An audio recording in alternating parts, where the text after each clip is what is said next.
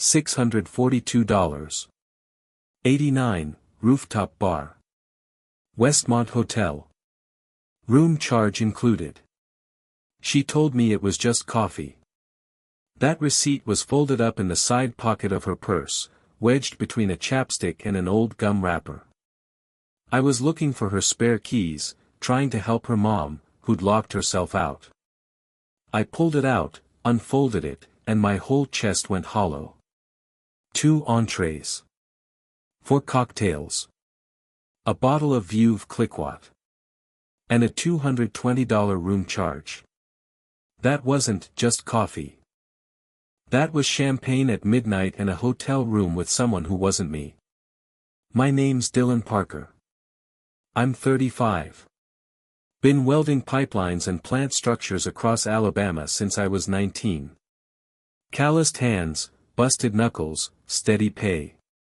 I don't ask for much. Never needed fancy dinners or flashy dates. Just someone solid to come home to. I thought I had that.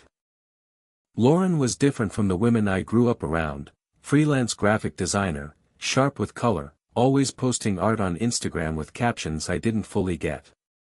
She had bangs, tattoos, a chill playlist for everything. But somehow we worked. I'd make her breakfast before early client calls, she'd leave me post-it doodles on my lunch cooler. 5 years together. 2 years engaged. No wedding date yet, but she wore the ring. Told her friends I was her forever. She also told me, just last week, it's nothing, babe. Just coffee. Caleb's in town, and he wanted to catch up. You don't have to worry. Caleb. The ex-boyfriend. The one who ghosted her back in 2016 and reappeared with a new beard and some indie film thing he was working on. She said it with that same breezy tone she used when explaining why she needed a $300 Monstera plant. It's just coffee. But the receipt said otherwise. And receipts, they don't lie. I didn't confront her that night. I stood in our kitchen with that paper in my hand like it was a live grenade. My jaw was clenched so tight I thought a tooth might crack. I drove to the gas station just to get out of the house. Sat in my truck, stared through the windshield, gripping the steering wheel till my knuckles turned white. She was at home, probably in bed by then. Sleeping soundly. Dreaming of me, maybe. Or of Caleb. When I got back, I slid the receipt right back where I found it. Didn't say a word. I slept on the couch. Told her I fell asleep watching the game. She smiled and made coffee like nothing happened. She even wore my hoodie while frying eggs, like we were still in that cozy little honeymoon phase where nothing felt wrong. It felt off now. Every little thing. I started paying attention. The late-night texting. The sudden laugh at nothing, followed by her flipping her phone screen down. The way she angled herself away from me on the couch. And then there was the Pinterest board, wedding stuff, she showed me like we were still planning forever. Do you like this color for groomsmen ties? She asked, showing me muted sage green suits on her iPad. I just nodded. That board had over 200 pins. Dresses, flowers, centerpieces. She was planning a wedding with me. While sneaking off to hotel bars with him. That was the part that messed me up the most. Not the cheating, hell, I've seen marriages survive worse. But the acting. The lying with a smile. The fake breakfast and phony laughter while she looked me in the eye. You know what the worst betrayal feels like? It's not the moment you find the receipt. It's the moment after, when you realize you're living with a person who can lie to your face and still ask how you want your eggs. That Saturday morning, I told her I was going fishing with Shane, my buddy since high school. Said I needed to unplug. She didn't question it. She just said, "Have fun, babe," kissed me on the cheek, and went back to her laptop. I drove straight to Shane's place and handed him the receipt. He read it. Blinked. Looked up at me. Damn, D. She really said this was coffee? I nodded. He shook his head slow. What you gonna do? Not sure yet. But I knew something was forming in the back of my head. Not rage. Not crying. Something sharper. Colder. The days after that blurred together. She kept up the act. More selfies of us on social media. Another brunch with her friends. She even posted a boomerang of us clinking mimosa glasses at this trendy spot she liked. Tagged me in it. Captioned, "My forever brunch buddy." That's when I realized, she wasn't just lying to me. She was lying to everyone. Her friends. My family. Even herself. Maybe that's what made me snap, quietly. I stopped logging into our joint account. Stopped saving for the wedding. Transferred my savings to a personal vault account she didn't know about. I changed passwords, locked my credit, scrubbed my info. And I started watching. That receipt. I kept it. Scanned it. Dated it. Stored it with screenshots of her texts and posts from that same night, showing she was supposedly home early and tired. Receipts tell better stories than people do. I didn't blow up. Didn't throw anything. Didn't even cry. I watched her dig her own hole, one Instagram post at a time. Every lie she told made it easier. Because the truth. She thought she got away with it. She thought I was too tired, too trusting, too blue-collar to notice. She had no idea I already knew. And she definitely didn't know I was waiting. She kissed me goodbye that morning, just a quick press on the cheek like always, as if the person she was lying to still believed her. I didn't flinch. I just stood there holding my travel mug. But the second the front door closed, I turned and punched the hallway mirror. My reflection shattered into 7 jagged versions of myself, each one a little more tired than the last. I picked out the biggest shard stuck in the frame and threw it in the trash, blood from my knuckle dripping onto the tile. I wiped it with the hem of my shirt, then left for work like nothing happened. Didn't bandage it. Let it sting. I didn't leave her that week. I didn't yell or throw accusations across the living room. I didn't mention the receipt in her purse, the $642 charge that said champagne and hotel room while she said coffee and closure. No, I let her keep her story. I gave her space to tell it to herself until even she believed it. Instead, I started erasing myself. First was social media. I deactivated my Facebook, archived my Instagram, disappeared from every place she used to tag me in cute photos with dumb captions like, "Can't wait to marry this man." She noticed by day 3. "Hey," she asked over dinner. "Did you delete your accounts?"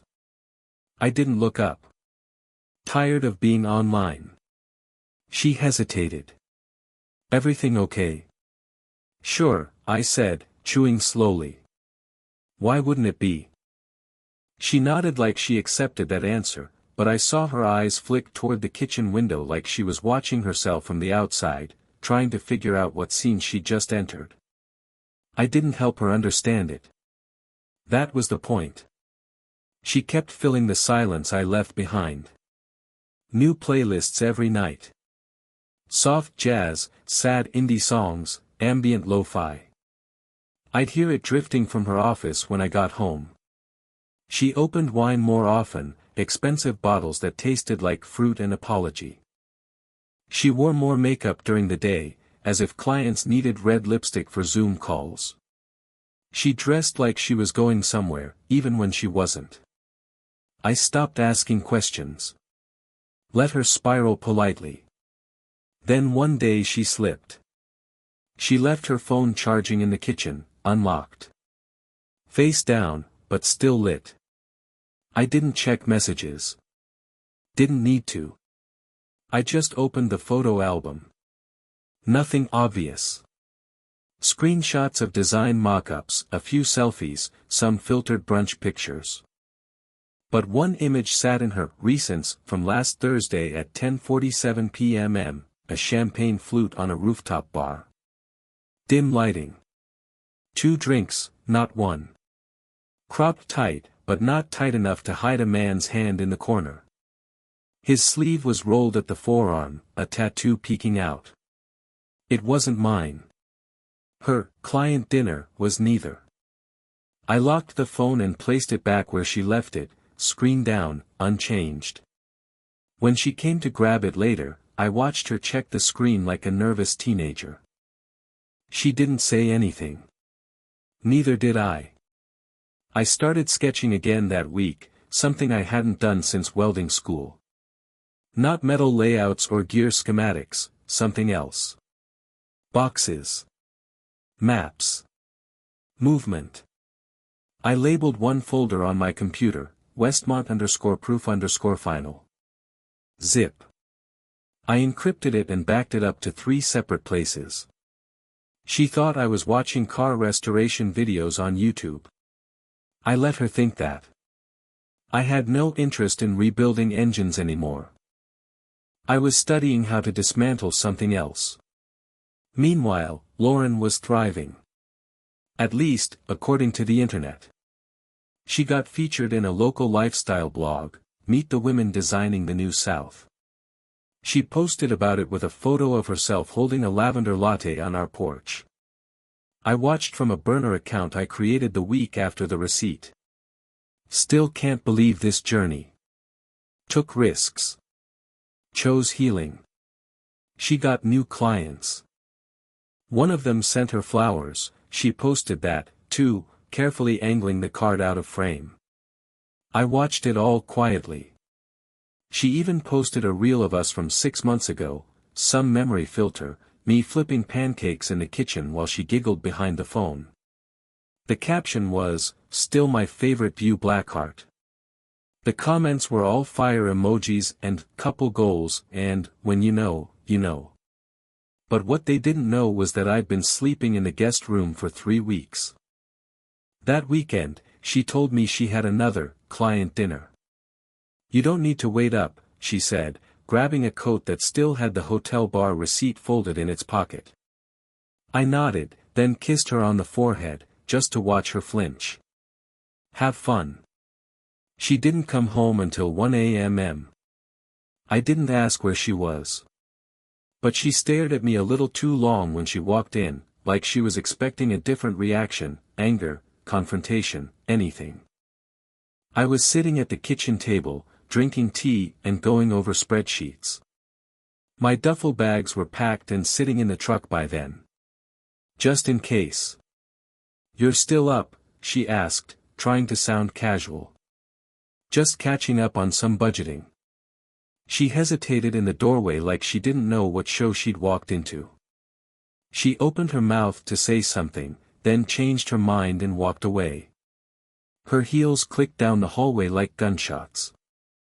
That was the last time she tried to explain anything to me. By now, I knew her entire schedule better than she did. Where she met Caleb. What coffee shop they liked. What nights they went out under the pretense of client meetings or branding events. I didn't track her phone. I didn't need to. People with guilt follow patterns. She was no exception. I saved receipts. Screenshots. I kept timestamps of every story she posted, every inconsistency, every fake laugh she shared with the world. I started color-coding them in a spreadsheet.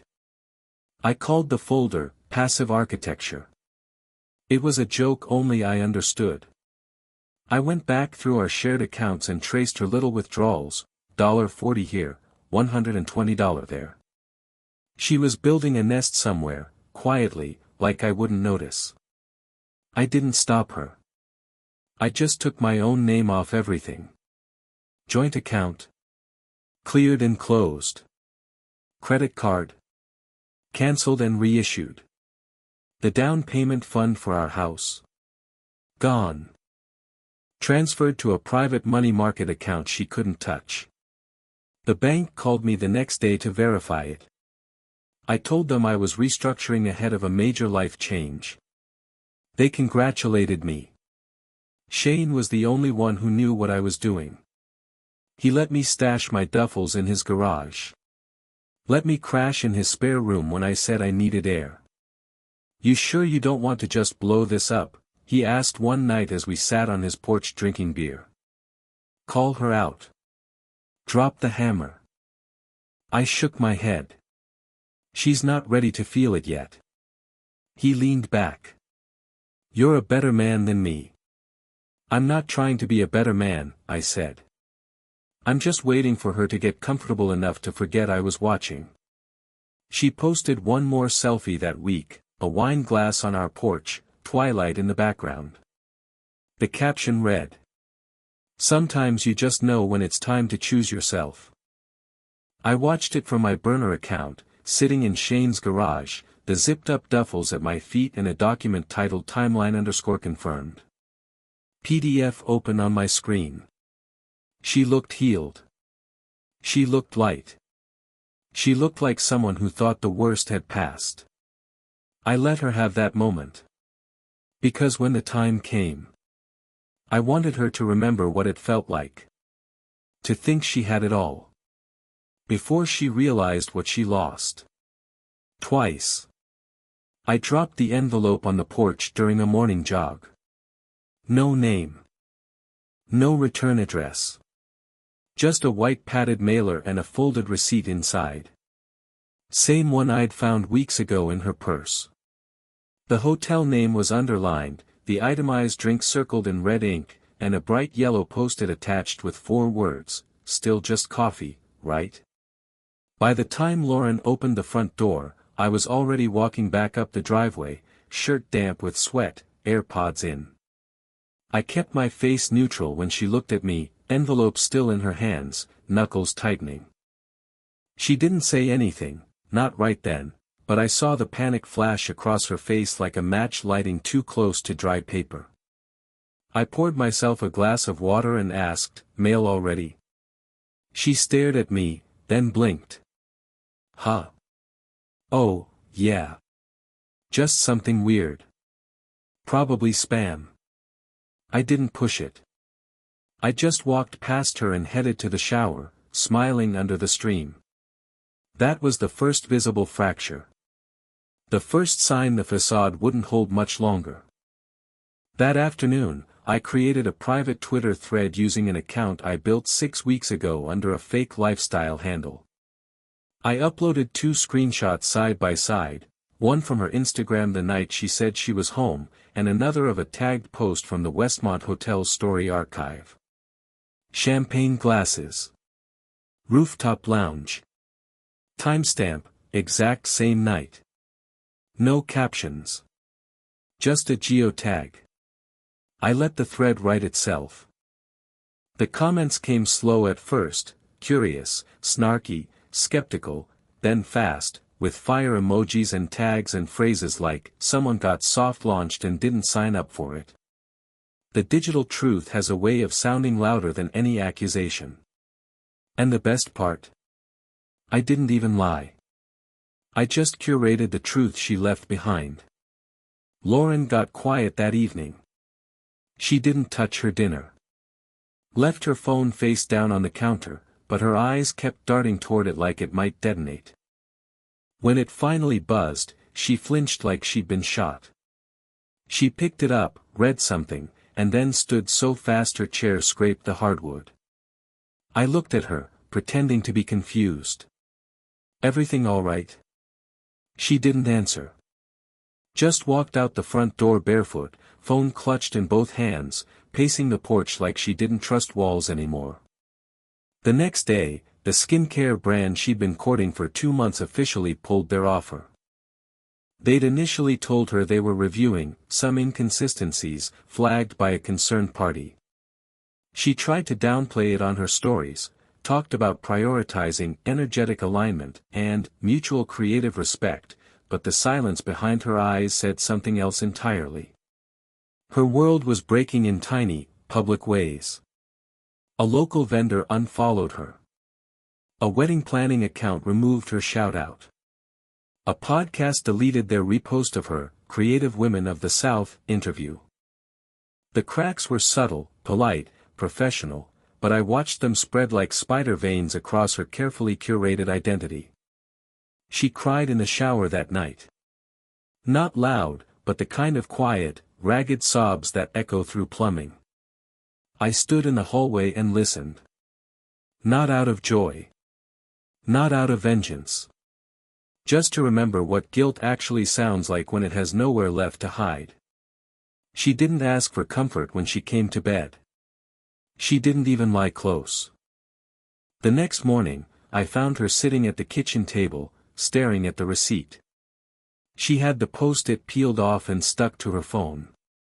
Her hair was unbrushed. She wasn't wearing the ring. Her voice was paper-thin when she asked, "Dylan, is someone doing this to me?" I stirred my coffee slowly. "What do you mean?" She looked at me, hollow-eyed. "People are messaging me. Clients are ghosting. There's this thread online, someone posted stuff, screenshots, and then that envelope. What the hell is happening?" I held her gaze. "You think someone's targeting you?" She nodded, shaky. "I don't know. Maybe. It feels personal." I tilted my head. "What would make someone do that?" She swallowed. "I don't know. Maybe they think I did something wrong." "And did you?" She blinked. "What?" I leaned in, resting my elbows on the table. "Did you do something wrong?" Her jaw moved but no sound came out. Then, finally, "Are you trying to ruin me?" I didn't blink. "You did that part yourself."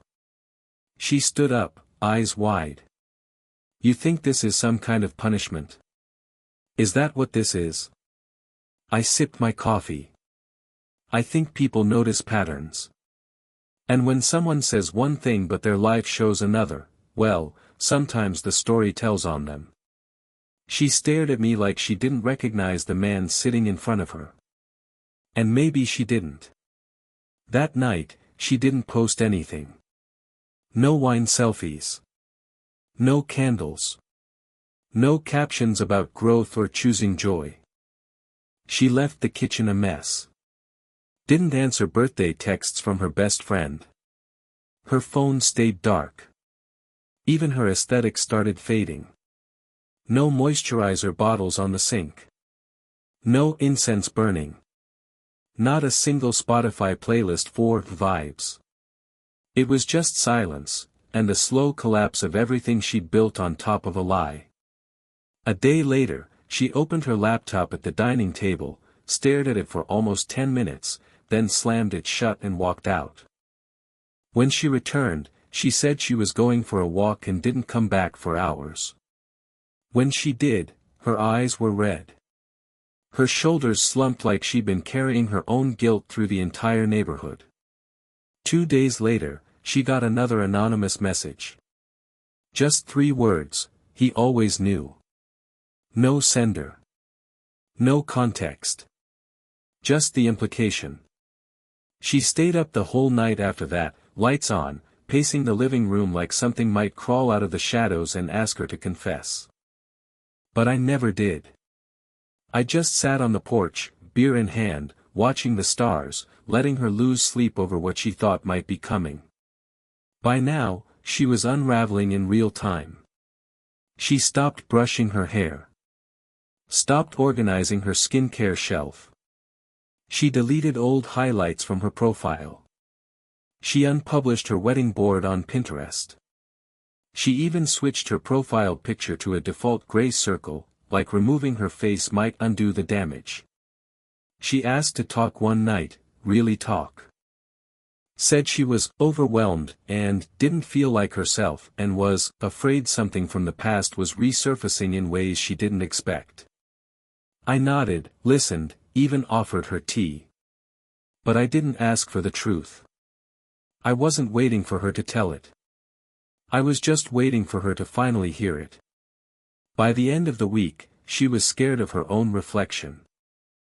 I caught her in the bathroom one morning just staring at herself in the mirror, makeup half done, eyeliner smeared like she'd started and forgotten the point halfway through. When she turned and saw me, she startled, like I'd appeared out of nowhere. I asked, "You all right?" She nodded, but didn't speak. She didn't look all right. She looked like a person trying to survive an avalanche. She started with one small step. On Sunday, I walked past her phone on the counter and noticed she'd been looking up IP trackers, how to trace emails, and whether it's possible to find out who mailed an anonymous envelope through USPS. I laughed once. Soft. Quiet. She heard it from across the room. "You think this is funny?" she snapped. I looked at her, calm as a still lake.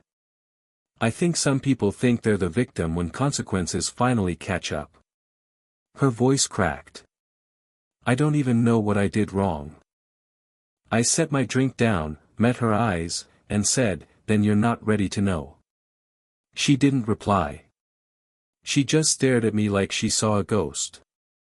But ghosts don't set fires. I do. She thought the worst of it was online. The whispers, the unfollows, the email silence. She thought it was just a wave of bad luck, maybe gossip, maybe an algorithm shift, maybe a jealous ex-client trying to ruin her momentum. But I had designed every piece of that storm. And the real lightning hadn't struck yet. I watched it unfold from Shane's living room, the final collapse, streamed in 1080p clarity on his massive flat screen. She was giving a pitch to a mid-size beauty brand, one she'd been chasing for nearly a year. A Zoom call with their full marketing team. Lauren sat in front of a soft-lit backdrop, all neutral tones and curated elegance, smiling the way she used to when she believed her own aesthetic could shield her from consequence. Then the brand's director leaned forward on camera and asked, "Can we talk about the Westmont invoice?" Her smile cracked. Just a flicker, one twitch in the corner of her mouth, but it was enough. "I'm sorry," she asked. The director didn't flinch. "We were forwarded some documentation. It shows a transaction charged to your LLC on the same night you told our team you were at a client dinner in Soho. The venue listed was in Alabama." Lauren's face froze. Her pupils flicked to the corner of the screen, maybe checking her own camera, maybe scanning the clock. For one split second, she looked exactly like she had when I'd handed her the ring, terrified, exposed, and pretending she wasn't. She laughed. Too loud. "Oh, there must be a mix-up. That night was, I think, travel overlap. I mean, my calendar's chaos sometimes. I'd have to double-check receipts." The irony landed in my chest like a steel beam. That's the problem with receipts. They remember better than people do. The director gave a polite nod but offered no further questions. 10 minutes later, she abruptly ended the call mid-sentence. I saw the black screen blink out like a curtain dropping on the last act of a doomed play. She didn't know I was watching. But I was always watching. She had no idea I'd created the breadcrumb trail myself, fed Mason the right strings to pull, passed the burner account just enough to trigger brand concern without tipping into harassment. She didn't know the screenshot thread that surfaced online had been compiled on my hard drive 4 months earlier. Or that the metadata from the Westmont bill had been duplicated, printed, and mailed to her top 3 clients in envelopes with no return addresses. She didn't realize that while she was busy curating her brand identity, I was curating the fall. The truth is, she never stood a chance. But I wanted her to think she had time. I wanted her to believe in her illusion just long enough for the collapse to feel earned. The night after the pitch fell apart, she came into the garage. I was sitting on the workbench, not doing anything. Just sitting there. A beer in one hand, a folder in the other. She stood in the doorway like she wasn't sure if she was allowed in the space anymore. "I know you did this," she said. I looked at her slowly. No denial. Just stillness. She stepped forward. "The emails, the screenshots, the receipt, I get it now. I know it wasn't just random." She was shaking. Not crying, not yelling, just standing there, holding on to the last thread of control she had left. I opened the folder and handed her a single sheet of paper. It was the Westmont receipt. The original one. Folded once, crisp edges. I'd slid it into the cover of her old sketchbook, the one where she used to draw outlines of what our life would look like. House. Dog. 2 kids. Honeymoon in France.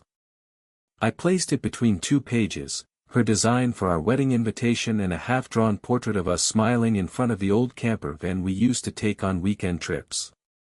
She unfolded the receipt and stared at it for a long time. Then she asked, almost whispering, "Why?" I took a breath. Not dramatic. Not angry. Just a long exhale that had been stuck in my chest for months. "Because you lied with ease," I said. "And wore the truth like an accessory. Because you didn't just cheat, you curated the collapse. You used me as a prop in a story you didn't even believe in anymore." She looked like she wanted to argue. To defend. But nothing came out. I leaned back. "And because you said it was just coffee." Her face crumpled, but I didn't move. I didn't comfort her. I didn't yell. I let the silence explain what words never could. She left the next morning. Didn't take much. A suitcase. Her laptop. A few boxes. No goodbye. I watched her car pull out of the driveway and didn't wave. After the taillights disappeared, I went back into the garage, sat on the workbench again, and just sat there. No music. No plans. No next step. Just stillness. I didn't cry. I didn't smile. I just exhaled. The air felt different. Lighter. Like I'd been holding my breath for months and finally remembered how to breathe. I stayed in that garage until the sun came up, just watching the light stretch across the floor. No thoughts. No revenge left. Just space. The only thing I hung up that day was the receipt. Framed it. Right above my tool rack, next to the socket wrenches and welding mask. Not as a trophy. Not even as a warning. But as a reminder. Truth doesn't expire. A week later, I got a call from the podcast host who had once called Lauren a visionary in digital creativity. She'd been removed from their guest list. They wanted to interview me instead, talk about craftsmanship, resilience, and starting over after a personal collapse. I said no. Politely. This story doesn't end with me going viral. It ends in quiet. A few weeks after that, I noticed her Pinterest account was gone. Website down. Instagram scrubbed. Her LLC filing officially marked inactive on the state database. She had erased herself. But not before the internet took notes. She'll never outrun it. Even if she changes her name, moves cities, rewrites the narrative, somewhere, someone will remember. The thread always stays up. I never needed to scream. I just gave the facts a flashlight. And she lit the match herself. Before she deleted her last profile picture, I saw she'd cropped out her ring finger. No caption. No audience. No spin. Just silence. A final post with no one to believe it. She said it was just coffee. Funny what a receipt can say.